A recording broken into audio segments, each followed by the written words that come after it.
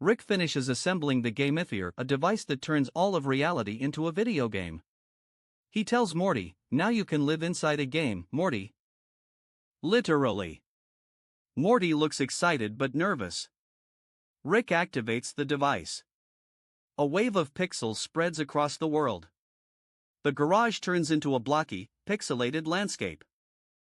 Morty sees a health bar floating above his head. He has 3 lives. Morty walks outside and sees that the neighbors have turned into NPCs with exclamation marks over their heads. One says, "I need you to find my cat, in a dungeon." Morty sighs. Rick explains the rules: they need to complete quests, level up, and defeat the final boss to turn the world back. If they run out of lives, reality collapses. Morty panics. Rick and Morty are given their first quest by a pixelated Jerry who is stuck in a tree. The quest: retrieve a golden apple from a giant bird. Morty, this is just a video game. Rick, it is now. They fight the giant bird using power-ups that Rick creates on the spot. Morty dies once and respawns. He screams, "That hurt." Rick, you have 2 lives left. They collect the golden apple and return it to Jerry, who gives them a sort of indifference, a blade that does nothing but looks cool. Morty is unimpressed. They enter the dungeon of boring meetings, a realm where NPCs talk endlessly about quarterly reports. Rick uses a mute cheat code to skip the dialogue. Morty is relieved. They find a hidden level under the garage. The entrance is a glowing green pipe. Morty, this is like every platformer ever. Rick, I designed it that way. Inside the pipe, they fight pixelated mushrooms that throw fireballs. Morty accidentally steps on a question mark block and gets a power-up that makes him faster. He zips around, crashing into walls. They encounter the first mini-boss, a giant calculator that shoots numbers at them. Rick uses math to defeat it, solving an equation that makes the calculator explode. Morty, you used algebra. Rick, I used genius. They exit the pipe and find themselves in a world that looks like a 90s game. The sky is gradient blue, the trees are spheres, and everything has that early 3D polygonal look. Morty, this is retro. Rick, it's cheap graphics. An NPC with a speech bubble says, "To proceed, you must defeat the guardian of the lost sock." Morty laughs. Rick, I've been looking for that sock for years. They fight a giant sock monster that tangles them up. Rick uses a fire spell to burn it. The sock drops a key. They pick it up. The key opens a door to the fridge dimension. The fridge dimension is a frozen world full of food monsters. Morty fights a giant broccoli that shoots small cauliflower bombs. Rick uses a condiment weapon to melt it. They enter the kitchen arena where they must defeat a pizza that regenerates. Rick discovers that the pizza is weak to pineapple, which Morty throws at it. The pizza explodes. Rick, pineapple always wins. They gain enough XP to level up. Morty chooses to upgrade his courage stat. Rick upgrades his sarcasm stat. The game announces, sarcasm level increased. Rick, finally. They reach the city of glitches, a place where NPCs walk through walls, textures flicker, and gravity changes randomly. Morty jumps and floats upward. He grabs a floating platform. They meet a glitched NPC who speaks in binary code. Rick translates, it says, "Help us, we are trapped in the source code." And Morty, that's creepy. Rick, it's also a side quest. They free the glitched NPCs by resetting the code. Rick pulls out a keyboard and types sudo reboot into the air. The world restarts, and they appear at the beginning of Level 2. Level 2 is the underground parking lot of Doom. It's dark, full of sentient cars that try to run them over. Morty uses a parking ticket power-up to distract them. They escape. They find a portal to the world of infinite load screens. Every door they go through, they have to wait for a loading screen that takes 5 minutes. Rick, I hate this level. They finally reach the boss of Level 2, a giant USB stick that shoots error messages. Rick deletes it with a format command. The USB explodes and drops a hard drive. They take it. They insert the hard drive into a console and unlock level 3, the shopping mall of eternal sales. Everything is on sale, and NPCs are pushy. Rick, this is my personal hell. Morty, it's like Black Friday. They fight a horde of mannequins that come to life. Rick uses a discount spell to make them worthless. They lose value and collapse. Morty, that's capitalism. They find a secret store that sells extra lives. Morty buys one with in-game currency they've collected. Now he has 3 lives again. Rick, you're wasting currency on lives. Morty, you're wasting time complaining. They enter the boss rush, a sequence of mini-bosses, a toaster, a lamp, a vacuum cleaner. They defeat them all with household items. Morty, this is ridiculous. Rick, it's poetic. The final boss appears, a giant, pixelated version of Jerry wearing a crown. He says, I am the king of mediocrity. Rick, that's redundant. They fight King Jerry. He uses attacks like procrastination beam and terrible joke that does psychic damage. Morty is weakened. Rick uses a motivation spell to break the beam. King Jerry summons an army of his own clones. The clones start arguing among themselves about who is the real Jerry. Rick, they're self-destructing. Morty, this is the most pathetic boss fight ever. Jerry clones start crying. They disband. The real Jerry boss is defeated by his own insecurity. He vanishes in a puff of smoke. They get the key to reality. Rick takes the key and inserts it into the gamifier. The world starts to pixelate and crack. Morty, is it working? Rick, I think we broke the game, but that was the goal. The pixels fade, and the world returns to normal. The garage is back, the neighbors are normal, and Jerry is in the tree again. He says, I don't remember why I'm here. Rick, for the apple. Morty asks if the game is truly gone.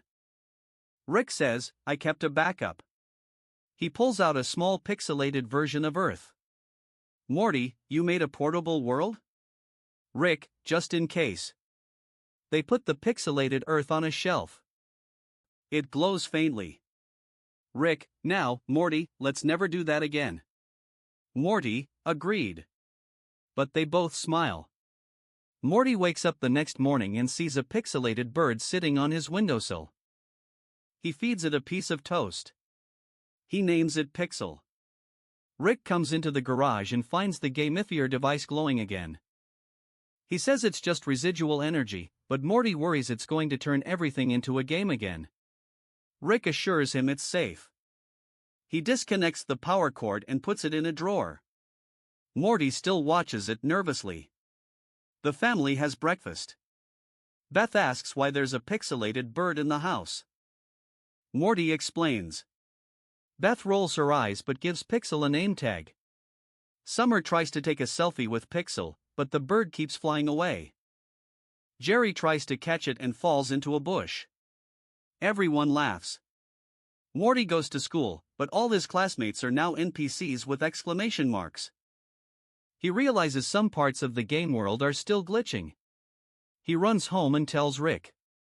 Rick sighs and says he'll need to reboot the gamifier one more time to clean up the leftover code. They turn it on again, and a small wave of pixels sweeps through the house. The NPC classmates turn back into real people. Morty sighs in relief. Rick says he's going to dismantle the device for good. He starts unscrewing parts. Morty helps him. As they take it apart, a tiny pixelated portal opens and a mini pixelated version of Jerry falls out. It says, I'm a side quest, and runs off. Morty chases it around the garage. Rick laughs and says to just leave it. It's harmless. Summer catches it and puts it in a jar. She names it Jerry Jr. and keeps it on her desk. Beth sees Jerry Jr. and says it's adorable. Jerry feels replaced. He asks if he can be the main character for once. Rick says no. Jerry sighs. Pixel the bird lands on Jerry's head. Jerry accepts his fate. Later that day, Morty finds a glowing pixel on his pillow. He looks at it and sees a message, "Thanks for playing. Game Master." He shows it to Rick. Rick says it's just a bug. But Morty thinks it's a message from the game itself. They decide to keep the pixel as a reminder of their adventure.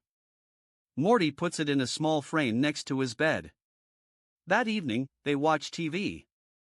An ad for a new video game comes on. It looks exactly like their adventure.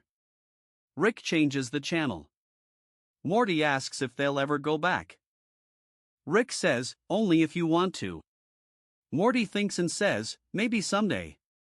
They both sit on the roof, looking at the stars. Pixel the bird lands on Morty's shoulder. The pixelated Earth glows faintly in the garage. Morty asks Rick what was the best part of the adventure. Rick says, "The part where we turned it off." Morty laughs. They go back inside and the family watches a movie together. Pixel sits on Morty's head. Everyone is comfortable. Morty writes in his journal about the adventure.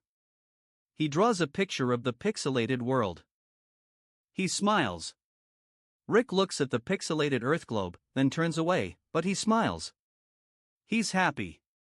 Beth serves dinner. The family sits together. Jerry tells a bad joke. Everyone groans but laughs. Morty asks Rick if there are any other hidden games. Rick says maybe. He smirks. Morty's eyes widen. The pixelated Earth globe glows and a small pixelated portal opens. A tiny pixelated Rick and Morty step out. They wave. Real Rick and Morty wave back.